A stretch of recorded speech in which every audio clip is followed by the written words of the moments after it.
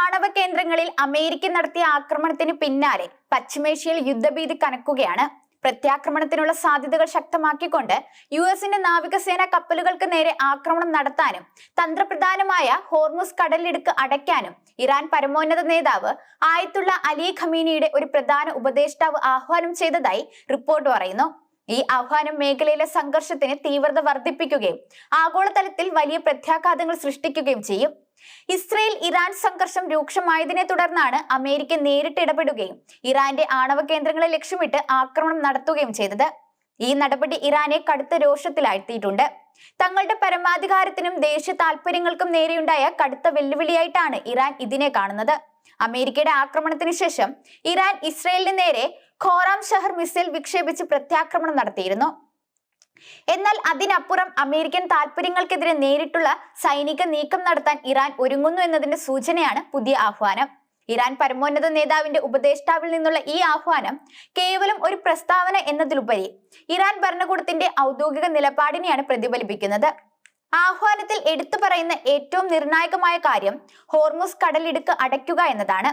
ലോകത്തിലെ എണ്ണ വ്യാപാരത്തിന് ഏറ്റവും നിർണായകമായ പാതകളിൽ ഒന്നാണ് ഹോർമുസ് കടലിടുക്ക്. പേർഷ്യൻ ഗൾഫിനെ അറബിക്കടലുമായി ബന്ധിപ്പിക്കുന്ന ഈ ഇടുങ്ങിയ കടലിടുക്കിലൂടെയാണ് ലോകത്തിലെ ഏകദേശം 20% മുതൽ 30% വരെ എണ്ണയും ദ്രവീകൃത പ്രകൃതി വാതകവും കടന്നു പോകുന്നത്. Saudi Arabia, UAE, Qatar, Kuwait, Iraq, Iran തുടങ്ങിയ പ്രധാന എണ്ണ ഉൽപാദക രാജ്യങ്ങൾക്കെല്ലാം ഈ കടലിടുക്കിലൂടെയുള്ള ഗതാഗതം അത്യന്താപേക്ഷിതമാണ്. ഹോർമുസ് കടലിടുക്ക് അടയ്ക്കുന്നത് ആഗോള സമ്പദ് വ്യവസ്ഥയെ ഗുരുതരമായി ബാധിക്കും. എണ്ണയുടെ ആഗോള വിതരണം തടസ്സപ്പെടുന്നത് എണ്ണവില റെക്കോർഡ് നിലവാരത്തിലേക്ക് ഉയർത്തും. ഇത് ആഗോള സാമ്പത്തിക മാന്ദ്യത്തിലേക്ക് നയിച്ചേക്കാം. കൂടാതെ ലോകമെമ്പാടുമുള്ള രാജ്യങ്ങൾക്ക് ഊർജ പ്രതിസന്ധി നേരിടേണ്ടി വരും. ഇത് വ്യവസായങ്ങളെയും ഗതാഗതത്തെയും സാധാരണ ജീവിതത്തെയും ബാധിക്കും. അന്താരാഷ്ട്ര വ്യാപാരവും തടസ്സപ്പെടും. എണ്ണ ടാങ്കറുകൾ മാത്രമല്ല, മറ്റ് ചരക്ക് കപ്പലുകളും ഈ പാതയിലൂടെയാണ് കടന്നു പോകുന്നത്. കടലിടുക്ക് അടയ്ക്കുന്നത് അന്താരാഷ്ട്ര വ്യാപാരത്തെ തടസ്സപ്പെടുത്തും.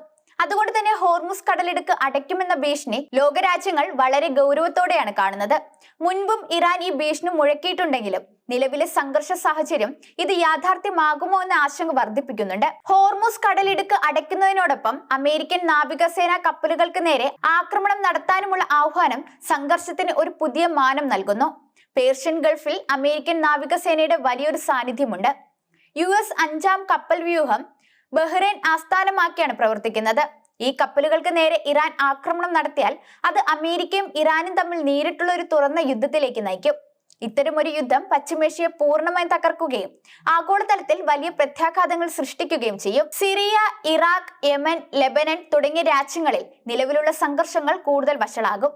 ഇറാൻ പിന്തുണയ്ക്കുന്ന പ്രോക്സി ഗ്രൂപ്പുകൾ അമേരിക്കൻ താൽപര്യങ്ങൾക്കെതിരെയും ഇസ്രയേലിനെതിരെയും ആക്രമണങ്ങൾ ശക്തിപ്പെടുത്തും. റഷ്യയും ചൈനയും ഉൾപ്പെടെയുള്ള മറ്റ് ലോകശക്തികൾ ഈ സംഘർഷത്തിൽ എങ്ങനെ നിലപാടെടുക്കുമെന്നത് നിർണായകമാകും.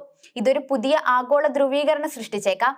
ഏതൊരു യുദ്ധവും പോലെ ഇത് വലിയ തോതിലുള്ള മാനവ ദുരന്തങ്ങൾക്കും അഭയാർത്ഥി പ്രവാഹങ്ങൾക്കും വഴിവെക്കും. ഇറാൻ പരമോന്നത നേതാവിന്റെ ഉപദേഷ്ടാവിൽ നിന്നുള്ള ഈ ആഹ്വാനം വെറുമൊരു വാക്കല്ല, ഇതൊരു വലിയ യുദ്ധത്തിന്റെ വ്യക്തമായ സൂചനയാണ്. ഇറാൻ തങ്ങളുടെ ആണവ കേന്ദ്രങ്ങൾ ആക്രമിക്കപ്പെട്ടതിന് ശേഷം ഒരു തിരിച്ചടിക്ക് തയ്യാറെടുക്കുകയാണെന്ന് ഇത് വ്യക്തമാക്കുന്നു. അമേരിക്കയും ഇസ്രയേലും ഈ ഭീഷണികളോട് എങ്ങനെ പ്രതികരിക്കുമെന്നതിനെ ആശ്രയിച്ചിരിക്കും വരും ദിവസങ്ങളിലെ സ്ഥിതിഗതികൾ. ഹോർമുസ് കടലിടുക്ക് അടയ്ക്കാനുള്ള നീക്കം നടത്തിയാൽ അതിനെ ഒരു യുദ്ധ പ്രഖ്യാപനമായി തന്നെ അമേരിക്കയും ലോകവും കണ്ടേക്കാം. ഇത് അമേരിക്കൻ നാവികസേനയുടെ നേരിട്ടുള്ള പ്രതിരോധ നടപടികളിലേക്ക് നയിക്കും.